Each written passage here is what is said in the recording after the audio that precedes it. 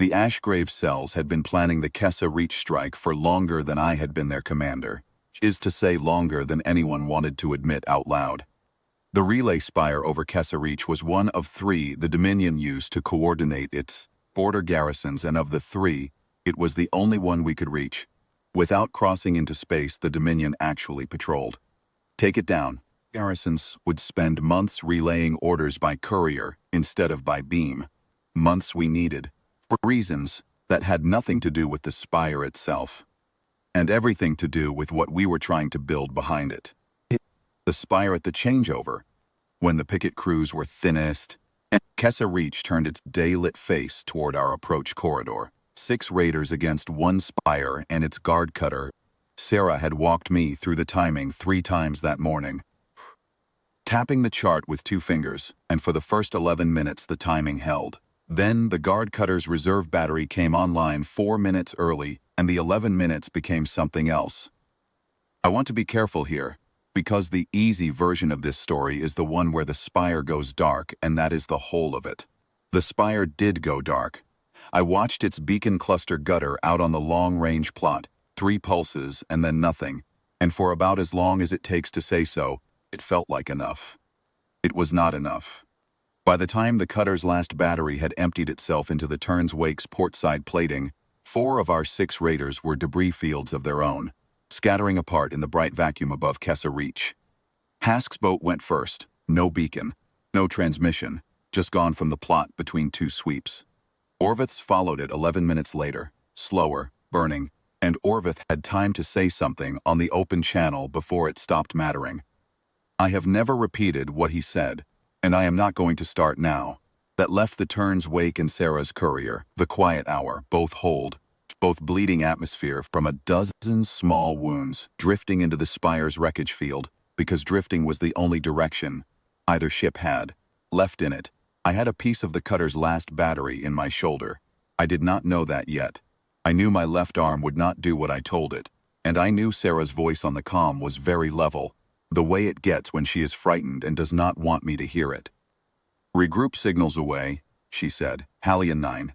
Anyone who can still fly, converge on the debris field. Hold position. Wait for dark." Hallion 9 was Sarah's choice, and it should have been a good one. She had pulled it from a salvage archive 8 months earlier, an old emergency designation from before the Thren Protectorate became the Thren Dominion, back when it had been smaller, poorer, and on paper at peace with most of its neighbors. Nobody monitored Hallion 9. That was the point of choosing it. It was a dead code from a dead government, and broadcasting our regroup call on it meant the Dominion's listening stations, which watched everything current, everything live, would not hear it at all. We waited. Kessa Reach does not have a night side worth the name. Turns slowly enough that the debris field stayed lit for hours, every shard of the relay spire throwing a long flat shadow across the Turn's Wake. Hull. I sat in the command couch with my arm refusing me and watched the light not change, while Sarah's courier closed the distance, and the 2 of us became, as far as either of us knew, the entire surviving strength of the strike.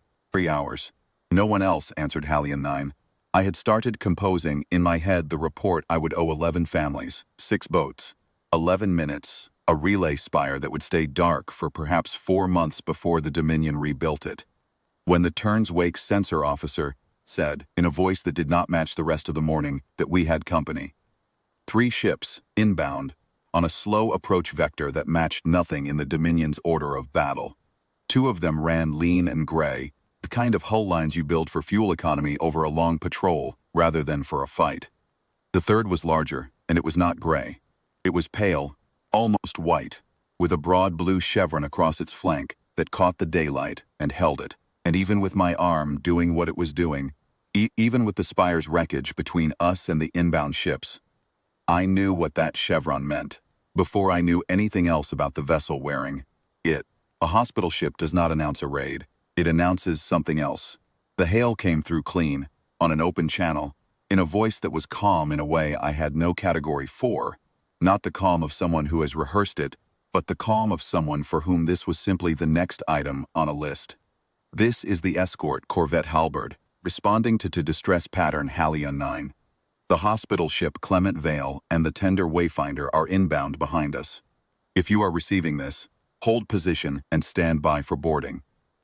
Sarah's voice came back on our private channel almost at once, and there was nothing level about it now. That's not possible. That code is dead. I checked it twice. It was not dead. It had simply never belonged to the Dominion in the first place. Not really. We learned this later, in pieces, from one of the Clement Vale's medical officers, who had no reason to lie to us, and every reason to be precise. Hallion 9 was a casualty coordination designation from an accord signed nearly 90 years ago between Earth's Deep Survey Fleet and the small government that came before the Thren Protectorate. A notification pact for a shared border region. The kind of paperwork two cautious, distant powers sign and then mostly forget about. The Protectorate forgot it. The Dominion that grew out of the Protectorate never knew it had existed. Earth had not forgotten it, because Earth's old listening post at Calder Relay Station still ran the full list of every designation it had ever agreed to watch for, on rotation, whether or not the other signatory still remembered signing. We had picked Hallion 9 because it was dead to the only people we were hiding from. It had never been dead to Earth. It had sat in an archive at Calder Relay Station for 90 years, monitored on schedule, waiting for a signal that had not come in living memory. And then it came, from a raiding party it was never intended to reach, on the wrong side of a dead government's old border, and Earth answered it the way it would have answered anything else on that list, without asking who we were. Without asking what we had been doing 11 minutes before we sent it. The medical team that came aboard the Tern's wake did not ask either. They worked the way Sarah's voice had not, without hurry, without drama. A woman whose name I caught only as Lieutenant Oyama cut the plating away from my shoulder with a tool I had never seen before and told me, twice, to hold still, in the same flat tone the halberd had used to hail us. She found the battery fragment, turned it once under the light, set it on a tray without a word about it. Behind her, through the gap where the hull plating used to be, I could see the Clement Vale's white flank lit from above, the chevron bright against the daylight. I asked her, once, through the translator. She knew who we were. She said the halberd's manifest listed the responding vessels by hull profile and the casualties by injury, and that was the extent of what she had been given, and the extent of what she needed. She did not look up from my shoulder while she said it. Somewhere aft, through the bulkhead, I could hear the Wayfinder's crew running atmosphere lines into the quiet hour, and one of them laughing. Not at us, just at something, the way people laugh when a job is going better than they expected. Tern's wake and one other raider made it back into Ashgrave space under their own power. Weeks later, after the Clement Vale had finished with us, 11 of the Tern's wake's crew were not aboard for that flight.